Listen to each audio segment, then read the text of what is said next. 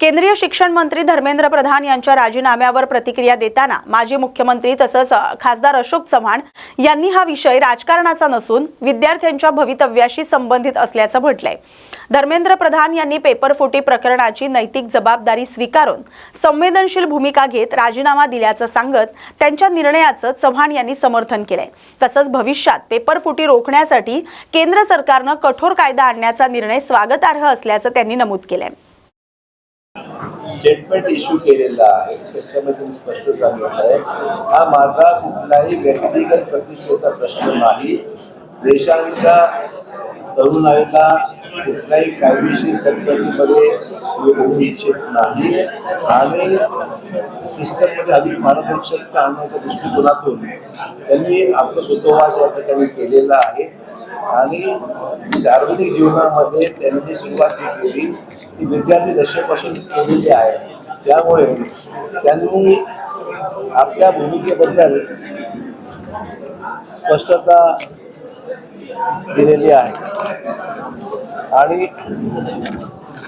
त्याने म्हटलं होतं की पहिल्या दिवसापासून मी या प्रकरणाची जबाबदारी मी स्वीकारलेली आहे। गुणवंत विद्यार्थ्यांचे भवितव्य परीक्षा माफियामुळे खराब होऊ देणार नाही, कोणत्याही विद्यार्थ्यांवर अन्याय होऊ देणार नाही हा माझा संकल्प होता आणि विद्यार्थ्यांना बंदवण्यासाठी जबाबदार पदावर बसलेल्या व्यक्तींनी अडथळे आणण्याचा प्रयत्न केला, त्यामुळे मी अत्यंत व्यथित झालेलो आहे। स्टेटमेंट खुलासेवाद केलेला आहे। पंतप्रधानांनी सुद्धा मंत्रिमंडळाच्या बैठकीने नवीन कायद्याने सुधारणा त्या ठिकाणी केलेली आहे। 10 वर्षाचा कारावास, 10 कोटीचा दंड आणि त्याचबरोबर या सगळ्या कठोर कारवाई करण्याची जी भूमिका व्यक्त केलेली आहे, तो नवीन कायदा आता अस्तित्वात येतो आहे। मंत्रिमंडळाने मंजुरी दिलेली आहे, सभागृहामध्ये तो मांडला जाईल, त्यावर चर्चा होईल आणि त्यामुळे वाटतं की ज्या ज्या मागण्या समोर आल्या त्या मागण्यावर सरकारकडून अतिशय योग्य पद्धतीने प्रतिसाद देण्यात आला असल्यामुळे आता विषय बराचसा मार्गी लागला आहे असं माझं मत आहे। असे आता उशीर झाला का लवकर झाला की काय याच्यात मी जाणार नाही। विषय तोडगा निघालेला की त्याच्यात समाधान झाला। सोशल मीडियावर तुमच्या नावाची चर्चा सुरू आहे केंद्रीय शिक्षण मंत्री पदासाठी। चर्चा कोण म्हणजे कोण आहेत मला मी त्याला विचार।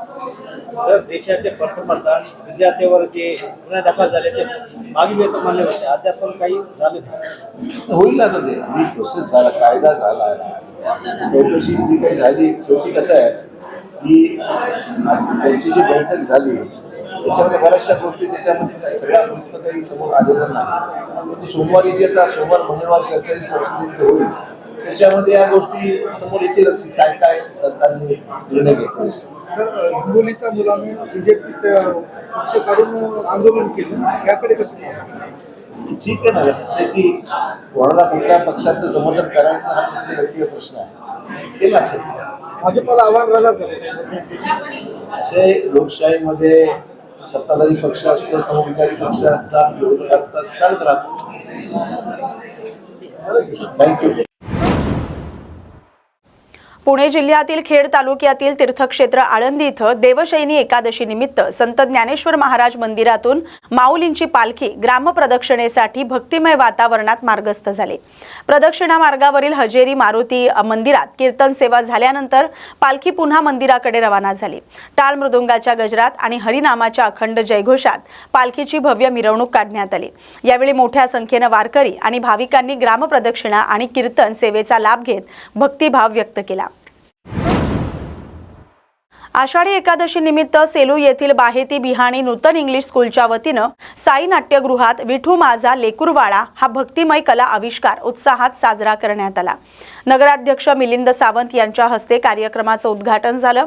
या कार्यक्रमात 220 बाल कलाकारांनी आषाढी वारीची परंपरा, इतिहास आणि संत ज्ञानेश्वर, नामदेव, पुंडलिक, सावतामाळी, गोरा कुंभार, कान्होपात्रा आणि संत तुकाराम यांच्या जीवनावर आधारित नाटिका सादर करून उपस्थितांची मनं जिंकली। ज्ञानोबा माऊली तुकारामच्या गजरात बाल वारकऱ्यांच्या दिंडीनं कार्यक्रमाची सुरुवात झाली। तर आज सोनियाचा दिनू बरसे आनंदाचा घनो या गीतानं भक्तिमय वातावरणात कार्यक्रमाची सांगता झाली। कल्याण बापगावला जोडणाऱ्या गांधारी पुलावरील मोठमोठ्या खड्ड्यांमुळे वाहन चालकांचा जीव धोक्यात आलाय। दररोज हजारो वाहनांची वर्दळ असलेल्या या पुलाची दुरवस्था झाली। खड्डे बुजवण्याकडे प्रशासनानं दुर्लक्ष केल्याचा आरोप वाहन चालकांकडून केला जातोय। खड्ड्यांमुळे अपघाताची शक्यता वाढली आहे। कोणताही मोठा अपघात होण्यापूर्वी प्रशासनानं तातडीनं दुरुस्ती करून नागरिकांना दिलासा द्यावा अशी मागणी वाहन चालकांनी केली आहे। नमस्कार, माझं नाव संदीप रवींद्र पंडित। आज कल्याणच्या या गांधारी परिसरामध्ये ब्रिजवरती प्रचंड प्रकाराने खड्डे बघत आहेत तुम्ही। खूप मोठे मोठे खड्डे आहेत आणि तुम्ही बघू शकता वाहन येताना जाताना कुठलाही मोठा अपघात होऊ शकतात आणि इथे खूप मोठे मोठे ट्रक आणि लाखो पब्लिक येणं जाणं इकडे करते आहे आणि पावसाच्या याच्यामधून हा पूर्ण खड्डे भरलेले असतात। त्याच्यामुळे काही वाहन चालकांना ते खड्डे दिसत नाहीये, त्याच्यामध्ये कुठलाही मोठा अपघात होऊ शकतात। तर संबंधित विभागाने इथे तात्काळ लक्ष देऊन हे खड्डे बुजवण्याचं काम करण्यात यावं। पालकमंत्री संजय शिरसाट यांनी अभिजित दिपके यांच्या कुटुंबियांची भेट घेऊन त्यांच्या प्रकृतीची विचारपूस केली। यावेळी त्यांनी अभिजितच्या आंदोलनाला सरकारनं सकारात्मक प्रतिसाद दिल्यानं त्याला यश मिळाल्याचं सांगितलंय। शिरसाट यांनी अभिजित पुढील 2 ते 3 दिवसात घरी परतणार असल्याची माहिती देत त्याच्या सुरक्षेसाठी मुख्यमंत्र्यांकडे सुरक्षा देण्याची मागणी करणार असल्याचं स्पष्ट केलंय। अभिजितच्या आंदोलनाचा काही राजकीय पक्षांनी राजकीय फायद्यासाठी वापर करण्याचा प्रयत्न केल्याचा आरोपही त्यांनी केलाय। दरम्यान अभिजितचे वडील भगवान दिपके यांनी पालकमंत्र्यांनी भेट देऊन गैरसमज दूर केल्याचं सांगत त्यांच्या भूमिकेचं स्वागत केलंय। अभिजित घरी आल्यानंतर पुढील निर्णय घेतला जाईल असंही त्यांनी स्पष्ट केलंय। बघा, आता हे आंदोलन संपलेलं आहे। आंदोलनातल्या ज्या काही मागण्या होत्या त्या सरकारने मान्य केलेल्या आहेत। आता बाकीचे लोक का करतायत ते त्यांना माहिती आहे। काही लोक टायमिंग साधायचा प्रयत्न करतात, त्याच्यावर मला वाटतं आता भाष्य करणं चुकीचं आहे। ज्यांनी ज्याच्या पद्धतीने क्रेडिट घ्यायचा जो काही प्रयत्न करतायत त्यांना घेऊ द्या, त्याबद्दल आमचं कोणतं म्हणजे त्याच्यावर आक्षेप असायचं काही कारण नाहीये। परंतु एक निश्चित आहे, या माझ्या मतदारसंघातल्या माझ्या एक मुलाने देशामध्ये क्रांती निश्चित घडवलेली आहे आणि त्या क्रांतीचा परिणाम आपण सर्वजण पाहत आहेत। या एक आंदोलन करणारा विद्यार्थी ज्याचा राजकारणाशी गंध नव्हता, तो हे आंदोलन यशस्वीपणे पार पाडलं आणि कोणताही अहंभाव त्यांनी त्यांनी त्याच्या स्टेटमेंटमध्ये सांगितले, मला हिरो बनवायच्या भानगडीत पडू नका, मी हिरो नाहीये। हे आंदोलन सर्वसामान्य विद्यार्थ्यांचं होतं, तिथपर्यंत ते मर्यादित होतं आणि आता माझं आंदोलन संपलं हे काल त्यांनी जाहीरही केलं।